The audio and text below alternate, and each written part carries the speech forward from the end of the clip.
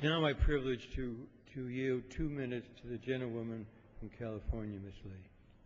The gentlewoman from California is recognized for 2 minutes. Thank you. I want to thank the gentleman for yielding. Mr. Chairman, we're voting on a tax package that gives away $139 billion in tax breaks to the wealthiest 2% of Americans over the next 2 years in exchange for $57 billion in unemployment compensation benefit for the next 13 months. The math just doesn't add up. Many members are opposed to this bill because it's bad economic policy, but it's also morally wrong.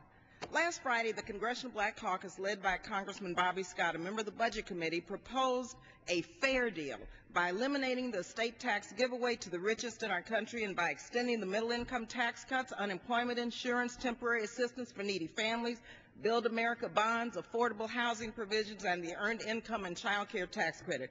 Our proposal would also protect Social Security by offering a tax rebate instead of a payroll tax holiday to ensure that Social Security is not cut in the future, and it would create the same amount of jobs at half the cost. Mr. Chairman, I ask unanimous consent to insert our proposal into the record.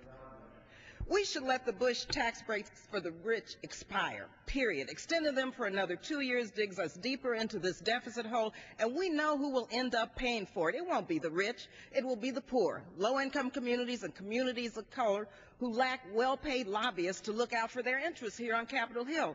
I'm reminded also of what Dr. Martin Luther King Jr. called to our attention.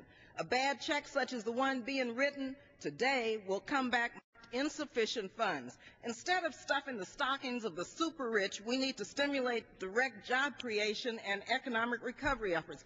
And we should not leave, mind you, we should not leave the chronically unemployed, those who exhausted their 99 weeks of unemployment compensation, out of this deal. They should not be left out in the cold due to insufficient funds. We should not allow the other side of the aisle to shove these tax breaks for the super rich down our throats in exchange for middle income tax breaks.